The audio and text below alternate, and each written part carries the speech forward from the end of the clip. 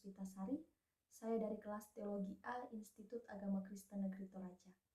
Di sini saya akan menjelaskan tentang pemikiran dari dua tokoh hermeneutika, yaitu Friedrich Schleiermacher dan juga Rudolf Bultmann.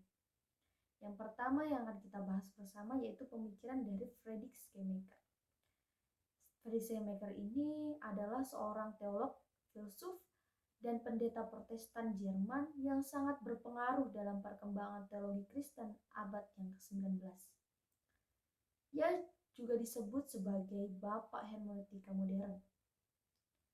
Schleiermacher ini menyebut seni memahami adalah sebuah proses.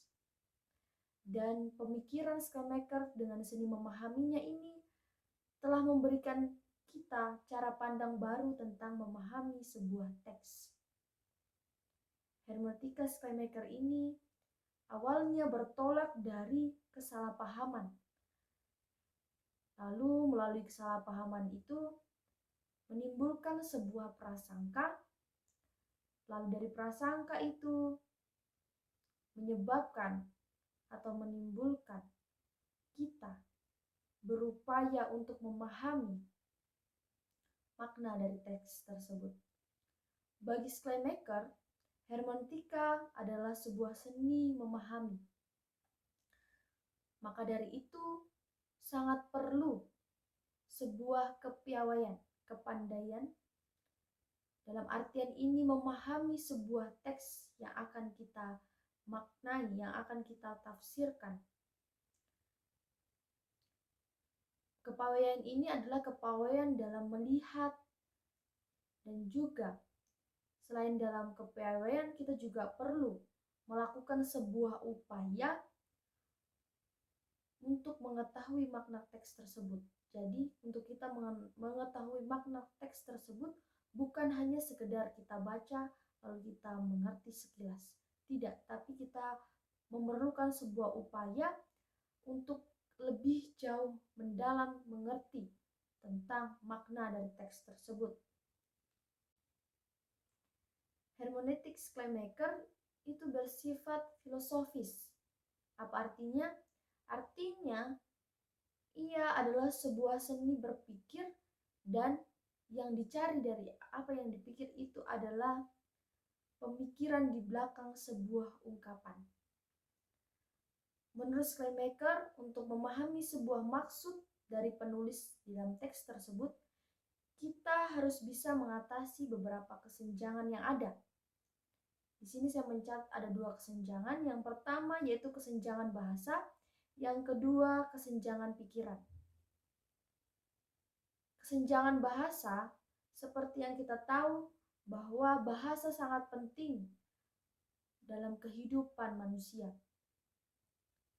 Begitu juga dalam hal seni memahami ini. Karena untuk memahami apa yang orang lain katakan, kita harus mengerti bahasa yang mereka gunakan. Atau bahasa teks tersebut.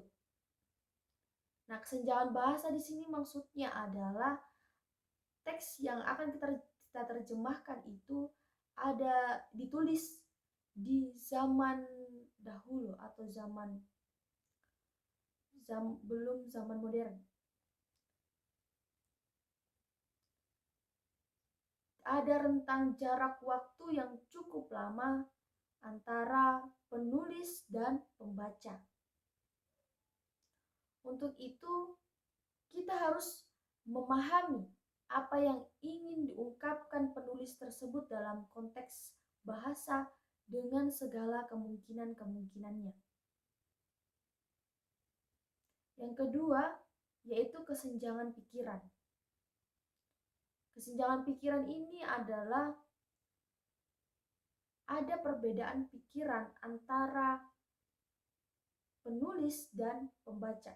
Untuk itu, penting bagi kita untuk memahami apa yang dikatakan sebagai sebuah kebenaran atau fakta pemikir atau penutur. Selain daripada itu, dalam hal seni memahami, kita juga harus memperhatikan unsur gramatis.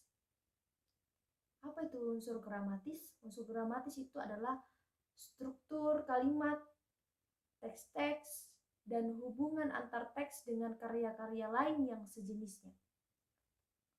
Untuk kemudian ini semua menjadi acuan bagi kita untuk masuk ke dalam dunia mental penulis, psikologis dari penulis itu tersebut. Namun perlu digarisbawahi di sini saat kita mencoba masuk ke dunia mental penulis, bukan emosi yang kita cari dari penulis itu, melainkan kita mencoba memahami pemikiran dari penulis itu sendiri melalui kata-kata yang ia tuliskan dalam tulisannya. Kita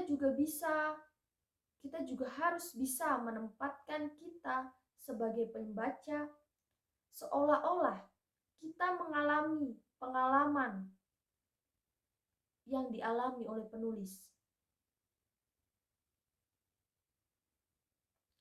Hal itu kita bisa resapi, kita bisa masuk melalui susunan-susunan kalimat yang ditulis dan juga melalui pemikiran penulis teks tersebut. Kita dapat memahami pribadi seorang penulis itu melalui teks yang ditulisnya, dan teks tersebut dipahami lewat pribadinya penulis. Untuk itu sangat penting bagi pembaca untuk mengetahui latar belakang dari penulis teks agar kita dapat sepenuhnya paham dari teks yang ditulis tersebut.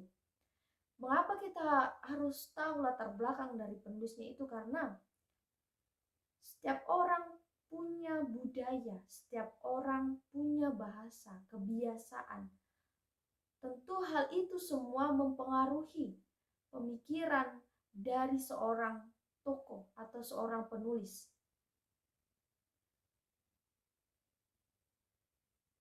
Budaya pada zaman dahulu tentu akan berbeda dengan budaya-budaya zaman sekarang.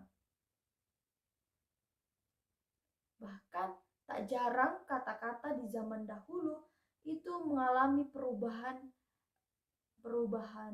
kata karena di zaman sekarang hal itu bukan lagi hal yang asing. Contohnya dulu setiap ada orang lain yang tidak kita kenal, kita panggil ia musuh. Tetapi pada zaman sekarang kita panggil dia orang lain, bukan lagi musuh. Musuh hanya untuk orang-orang yang mengancam kita.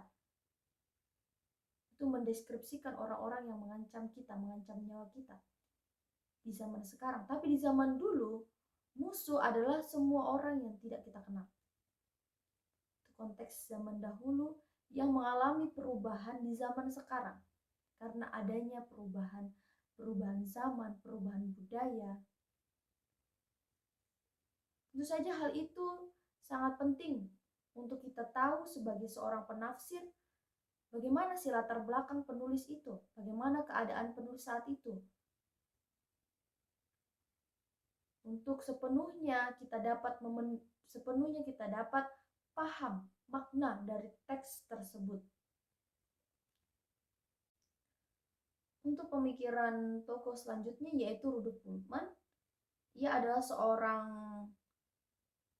teolog Kristen pada abad ke-20. Pemikiran Bultmann mengenai hermeneutik modern disebut dengan demitologisasi. Konsep Bultmann tentang demitologisasi menimbulkan banyak kontroversi pada awalnya pada kalangan Kristiani. Namun saat itu tidak sedikit juga dari kalangan Kristiani yang mengapresiasi Bultmann karena telah berhasil membuat Injil dapat dipahami oleh orang modern. Menurut Bultmann, untuk kita bisa memahami sebuah teks, kita tidak bisa menggunakan metode historis atau sejarah, di mana kita hanya berdiri di atas sejarah dan mengobjektifikasikan kita sebagai makhluk sosial. Tetapi menurut Bultmann, kita harus mengalami sebuah perjumpaan eksistensial dengan teks. Maksudnya adalah kita ikut terlibat dalam sejarah tersebut, sehingga kita sebagai penafsir memiliki hubungan eksistensial agar makna teks itu tidak sementara, melainkan menyingkapkan diri lagi di dalam setiap masa depan. Dermitologisasi adalah sebuah metode hermeneutika yang berusaha memahami makna yang lebih dalam terhadap konsepsi-konsepsi mitologis yang bertujuan untuk menafsirkan pernyataan-pernyataan itu. Bultmann berpendapat bahwa memahami bukan hanya sebuah seni. Yang berbeda dengan Schleiermacher yang mengatakan bahwa hermeneutika adalah sebuah seni memahami. Di sini Bultmann berpendapat bahwa hermeneutika bukan hanya sekedar seni atau metode ilmiah, tetapi lebih spesifik, yaitu sebagai demitologisasi. Seperti yang saya jelaskan tadi, demitologisasi adalah sebuah metode hermeneutika yang berusaha memahami makna yang lebih dalam terhadap konsepsi-konsepsi mitologis yang bertujuan untuk menafsirkan pernyataan-pernyataan itu. Bultmann berpendapat bahwa banyak elemen mitologis dalam teks-teks Alkitab, khususnya dalam Perjanjian Baru. Unsur-unsur mitologis itu adalah seperti mujizat-mujizat, cerita-cerita ajaib yang harus dipahami sebagai metafora atau simbol-simbol yang menyampaikan pesan teologis yang lebih dalam, sehingga Bultmann di sini berusaha dengan hermeneutika demitologisasinya untuk memisahkan inti pesan dari teologis itu dan unsur-unsur mitologis yang sudah tidak relevan lagi di dalam dunia modern. Yang artinya di sini Bultmann lebih berfokus pada pemahaman teks-teks keagamaan dalam konteks modern dan menghilangkan elemen-elemen mitologis yang sudah tidak sesuai dengan dunia modern saat ini, di mana unsur-unsur mitologis sudah dianggap sebagai magis.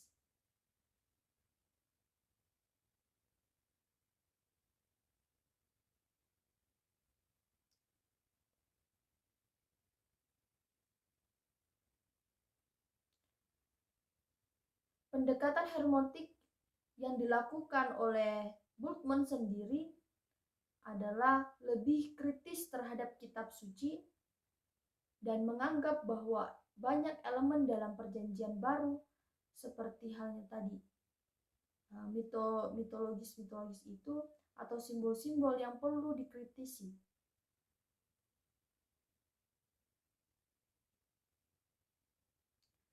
Bultmann menekankan pentingnya demitologisasi, yaitu pemisahan pesan teologis dalam Alkitab, dalam teologi itu, dari elemen-elemen mitologis yang bisa menghambat pesan Injil itu sampai kepada orang-orang modern. Jadi kesimpulannya dari pemikiran Schleiermacher dan pemikiran Rudolf Bultmann ini, Schleiermacher itu lebih menekankan pada seni memahami, di mana ketika kita menjadi seorang penafsir, kita harus bisa punya kepawaian dalam hal seni, yaitu kita harus bisa seolah-olah merasakan apa yang dirasakan penulis, seolah-olah kita kembali ke dunia penulis, seolah-olah kita menjadi penulisnya, seolah kita memahami, kita harus mencari tahu struktur bahasa, tata bahasa, budaya, latar belakang dari penulis itu. Sedangkan Bultmann lebih berfokus pada pemahaman teks-teks keagamaan dalam konteks modern untuk menghilangkan elemen mitologis. Namun keduanya itu memiliki pengaruh dalam sejarah teologi Kristen. Meskipun pendekatan yang mereka lakukan itu berbeda. Sekian dari saya, kurang dan lebihnya mohon dimaafkan. Terima kasih.